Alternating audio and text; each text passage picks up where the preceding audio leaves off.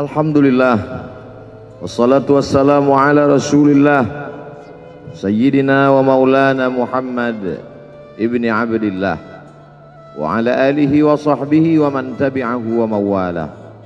Ashhadu an la ilaha illallah wahdahu la syarika lah wa ashhadu anna sayyidana Muhammadan abduhu wa rasuluhu la nabiyya ba'dah.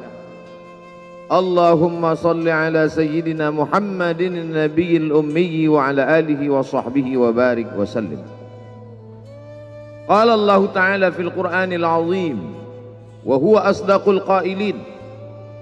A'udzu billahi minasy syaithanir rajim. Ya ayyuhalladzina amanu taqullaha haqqa tuqatih wa la tamutunna illa wa antum muslimun. Wa qala ta'ala fi ayatin ukhra. Ya ayyuhalladzina amanu taqullaha wa qulu qawlan sadida yuslih lakum a'malakum wa yaghfir lakum dhunubakum wa man yuti'illaha wa rasulahu faqad faza fawzan 'azima. Ibadallah, usikum wa nafsi bi taqwallahi wa ta'atihi faqad fazal muttaqun. Hadirin jamaah Jumat yang dimuliakan Allah Subhanahu wa taala. Semua orang senang melihatnya karena dia bersih, karena dia rupawan, karena dia sopan dan santun, karena ayahnya meninggal dan ibunya juga sudah lama meninggalkannya. Orang kasihan melihatnya, maka karena kesenangan hati mereka, mereka sendiri yang memberikan gelar untuknya yang belum pernah mereka berikan kepada orang sebelum dia. Gelar itu bernama Al-Amin, orang yang layak menerima amanah. Amin diambil dari 3 huruf, alif, mim, nun. Dari kata alif, mim, nun muncullah kata amanah. Orang yang mampu menerima amanah disebut Al-Amin. Kita mengatakannya jujur. Lawan daripada amanah adalah khianah. Al-Khain, pengkhianat.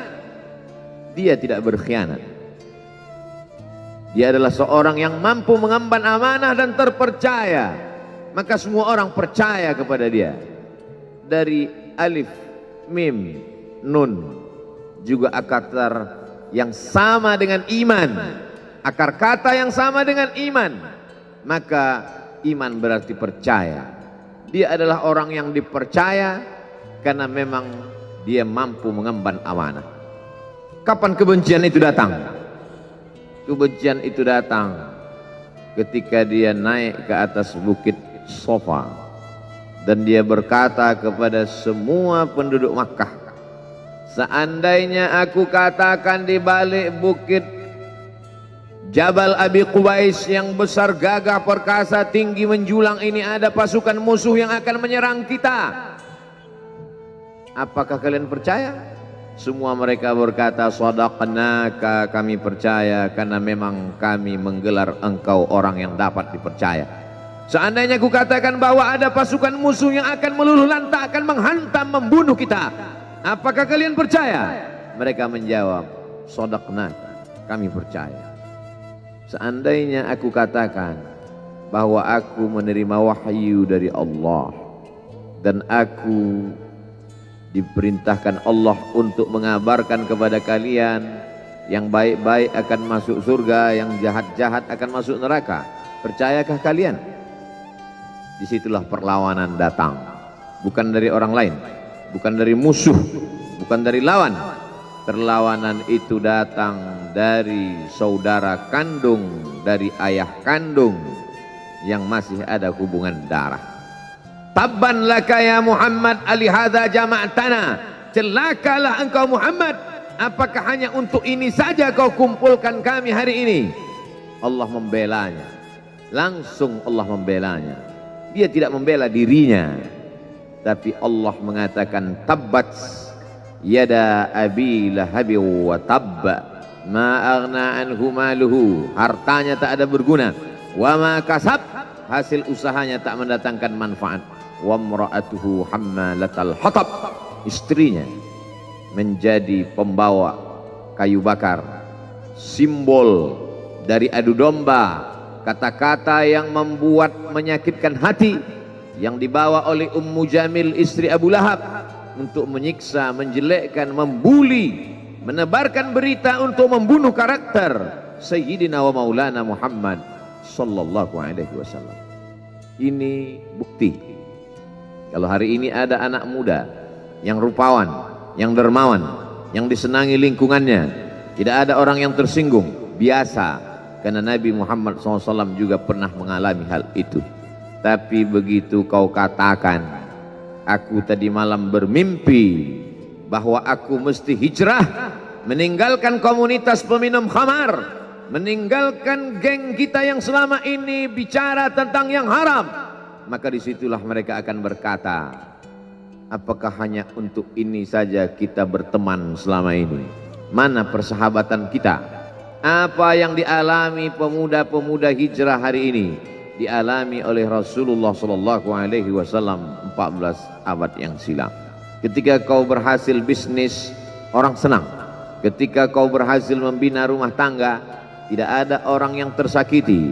Ketika anakmu lucu-lucu dan kau berada di tengah mereka, tidak terusik kepentingan mereka, tidak terganggu ekonomi mereka, engkau adalah sahabat, engkau adalah teman setia. Tetapi ketika kau tidak ikut kemauan manusia, disitulah engkau sedang melantik dirimu sendiri menjadi musuh. Maka Allah kuatkan hatimu. Wa in tuti' aktsara man fil ardi, kalau kau ikut kebanyakan orang di atas muka bumi, yudilluka an sabilillah, mereka hanya akan menyesatkan engkau dari jalan Allah subhanahu wa ta'ala.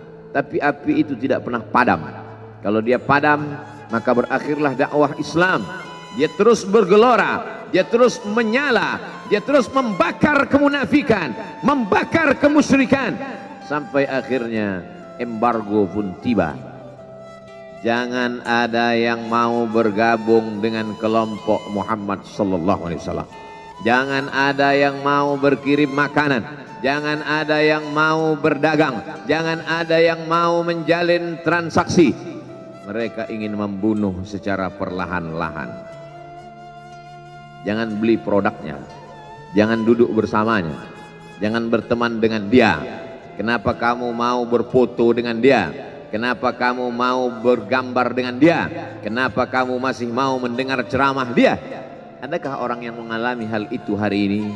Adakah ketakutan-ketakutan dari hamba Allah yang mengatakan Allahu Akbar, Allah Maha Besar, tapi takut ditinggalkan kawan, cemas ditinggalkan sahabat?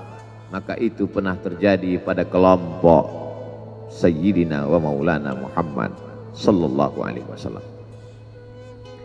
Kalau pembunuhan karakter tidak berhasil, maka ada yang lebih dahsyat daripada itu. Mereka tawarkan dunia beserta isinya. Wallahi, demi Allah wahai paman, demi Allah wahai Abu Talib, law wada'u syamsa fi yamini wal qamara fi yasari, andai mereka letakkan matahari di tangan kananku, bulan di tangan kiriku, ala an atruka hadzal amr, supaya aku tinggalkan dakwah ini, aku tidak akan meninggalkannya. Bujuk rayu mulai tiba. Itu terjadi pada diri Nabi Muhammad sallallahu alaihi wasallam. Kalau kau tidak mempan dimusuhi, kalau kau tidak mempan dirangkul, kau akan dipukul. Kalau kau tidak mempan dipukul, kau akan dirangkul. Berbagai macam cara, dari mulai yang paling keras sampai yang paling lembut, dari mulai yang paling lembut sampai yang paling keras, sampai akhirnya tempat bergantung itu hilang, lenyap, musnah. Ada dua tempat bergantung, saudara kandung ayah Abu Talib. Mereka tidak mengusiknya karena dia keponakan Abu Talib. Abu Talib anak Abdul Muttalib, Abdul Muttalib anak Hashim, Hashim anak Abdi Manaf, Abdi Manaf anak Qusay, Qusaylah pendiri Darun Nadwah. Mereka keturunan darah mulia dari Adnan.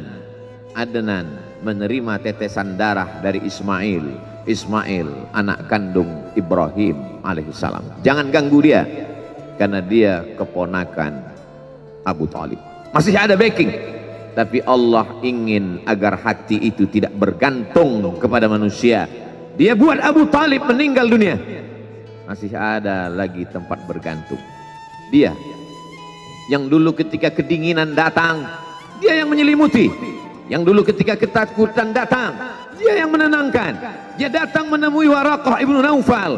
Waraqah berkata, Namus, malaikat yang pernah datang kepada Ibrahim, yang pernah datang kepada Musa, yang pernah datang kepada Isa, sekarang dia datang kepada suamimu. Katakanlah, jangan takut, jangan cemas.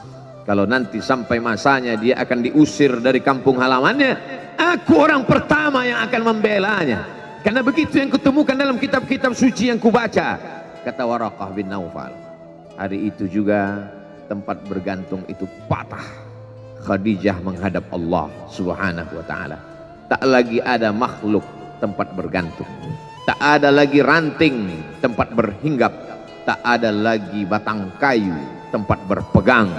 Allah ingin agar engkau berserah hanya kepada Dia saja. Tidak ada makhluk. Bersandar kepada makhluk akan kecewa, bersandar pada kayu yang rindang akan tumbang, bersandar kepada benda akan binasa, bersandar kepada sahabat akan berubah menjadi musuh. Bersandarlah kepada Dia, Hayyun Maha Hidup, la yamut, Dia tak pernah mati. Bersandarlah kepada Dia, Al-Aziz yang Maha Perkasa, Al-Jabbar yang Maha Berkuasa. Itu yang diinginkan Allah dari sosok Sayyidina wa Maulana Muhammad sallallahu alaihi wasallam. Dia pergi, sengaja dia pergi berjalan kaki, karena kalau dia pergi menunggang unta, mereka sudah mengintai, dia pasti lari, dia akan pergi ke tempat yang jauh. Sengaja dia pergi berjalan kaki. Lalu kemudian dia pun sampai ke suatu tempat. Dia berharap mereka adalah orang-orang yang lembut akan yang menerimanya, tapi dia tidak diterima dengan tala'al badru alaina. Dia tidak diterima sebagai ahlan wasahlan. Ahlan, keluarga, kau datang kami sambut sebagai keluarga.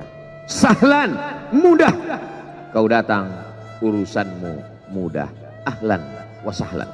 Tapi dia tidak dianggap sebagai keluarga, dia tidak dianggap sebagai sahlan, dia dianggap sebagai musuh. Dia dilempar dengan batu, dia dilempar dengan kayu, dia dilempar dengan tulang onta. Apa yang dia lakukan? Dia bersembunyi di balik bukit. Dia angkat kedua tangannya. Ilaika ashku dha'fa quwwati. Kepada engkau saja aku mengadukan kelemahanku. Wa qillata hilati, ketidakberdayaanku. Wa hawani bainan nas, aku hina di tengah mereka. Kalau dulu aku ada tempat bergantung, ada tempat bersandar, ada tempat mengadu, hari ini hanya engkau saja ya Allah. Datanglah malakul jibal, malaikat penjaga segala bukit di atas dunia. Kau tunjuk mana bukit yang paling besar ya Muhammad, akan kutimpakan kepada mereka. Hati yang luka biasanya akan marah, akan kecewa, tapi itu tidak terjadi pada Nabi Muhammad sallallahu alaihi wasallam. Apa yang dia katakan? Asallah an yukhrij min aslabihim man ya'budullaha wa la yusyrika bihi syai'a. Ya Allah, keluarkan dari tulang sulbi mereka, keluarkan anak cucu mereka yang akan menyembah Engkau. Tidak ada satupun yang akan mempersekutukan Engkau di atas muka bumi ini. Doanya dikabulkan, hatinya susah, pikirannya kacau, tapi lidahnya tidak berkata-kata kasar. Dia doakan agar anak cucu mereka menyembah Allah. 100% penduduk Taif hari ini bersyahadat asyhadu an la ilaha illallah wa asyhadu anna Muhammadan Rasulullah. Doa orang yang teraniaya, doa orang yang terzolimi. Dia berhenti di sebuah kebun. Ada seorang yang bukan terpandang membawakan beberapa ranting anggur sebagai pelipur lara, penghilang haus, pelepas daganya.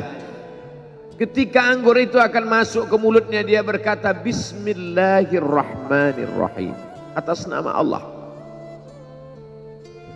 Maka hamba sahaya miskin, susah, melarat, perantau yang tak punya apa-apa itu heran. Apa yang kau ucapkan? Bismillah. Kau sebut nama Allah ya. Tidak ada satupun orang di kampung ini kalau makan menyebut nama Allah. Siapa engkau?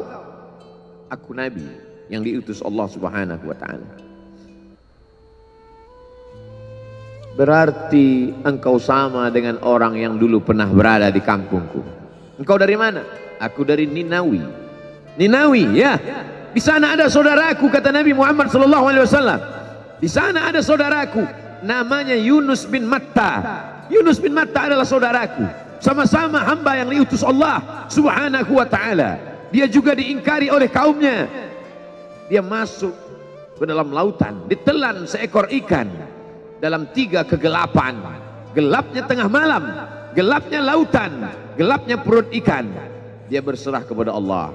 La ilaha illa anta subhanaka inni kuntu minal zalimin. Begitu cara Allah mengingatkan Nabi Muhammad SAW.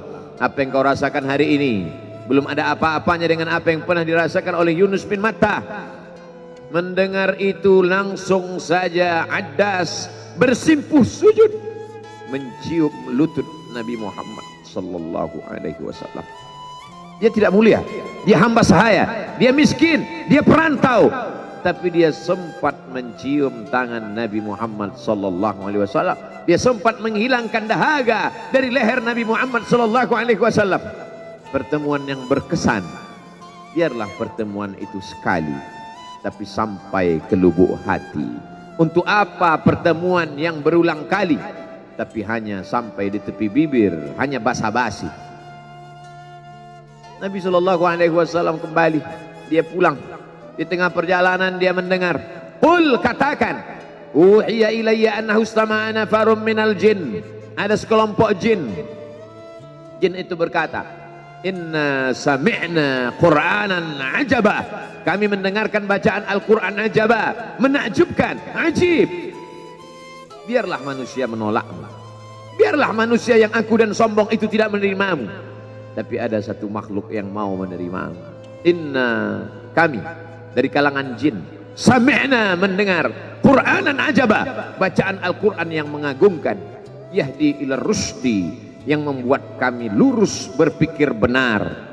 Betapa jin yang dikatakan makhluk jahat, tapi ketika dia mendengarkan bacaan Al-Quran tersentuh hatinya dan dia bersyahadat, anna minnal muslimun, kami ada yang muslim, wa minnal qasitun, kami ada yang kafir. Yang muslim taharrau rasyada, selalu mencari jalan kebenaran. Yang kafir kanu li jahannam hataba, mereka hanya akan menjadi santapan neraka jahanam. Dia kembali ke kota suci Makkah Al-Mukarramah seperti biasa, sampai akhirnya datanglah malaikat Jibril membelah dadanya, mensucikan hatinya sampai layak, lalu kemudian dia pun dibawa. Subhanalladzi asra bi'abdihi lailan, maha suci Allah yang memperjalankan hambanya pada suatu malam, minal masjidil haram ilal masjidil aqsa, dari masjidil haram ke Masjidil Aqsa, alladzi barakna haulah, kami berkahi sekelilingnya. Untuk apa? Linuriyahu min ayatina, kami ingin memperlihatkan kepadanya tanda-tanda kebesaran kami. Selama ini dia hanya didengar, azab kubur didengar, neraka jahanam didengar, malaikat didengar. Hari ini kami ingin memperlihatkan tanda-tanda itu kepada hamba kami. Jangan bersedih ketika kau didustakan, jangan bersedih ketika kau dibunuh karaktermu, jangan berduka cita ketika tidak ada manusia yang menerimamu, karena sesungguhnya itu hanyalah cara Allah menguatkan hatimu, karena dia ingin mengangkat derajatmu, menempatkan di tempat yang terpuji, memperlihatkanmu sesuatu yang tidak pernah dia perlihatkan kepada manusia yang lain. Dia buat hatimu hancur berkeping agar tidak lagi ada tempat makhluk dalam hatimu, yang ada hanya Allah semata. Ma fi qalbi ghairullah. Pada saat itu mentalmu sudah kuat, layaklah engkau berada di tempat yang terpuji. Kalau ada orang menyakitimu, jangan berduka. Kalau ada tetangga, sahabat, kawan baik meninggalkanmu, jangan berduka lara, karena sesungguhnya di balik itu semua fa inna ma'al usri yusra, inna ma'al usri yusra. Idza daqat 'alaika dunya faqul ya Allah. Kalau terasa sempit dunia, mengadulah kepada Allah. Idza sa'alta fas'alillah, kalau minta-mintalah kepada Allah. Wa idza sta'anta fasta'in billah, kalau minta tolong, minta tolonglah kepada Allah. Iyyaka na'budu wa iyyaka nasta'in. Kepada Engkau kami menyembah, kepada Engkau kami beribadah, kepada Engkau kami bersimpuh sujud, kepada Engkau juga kami meminta pertolongan. Barakallahu li wa lakum fil Qur'anil azim wa nafa'ani wa iyyakum bima fihi minal ayati wadh-dhikril hakim wa taqabbala minni wa minkum tilawatahu innahu huwal ghafurur rahim.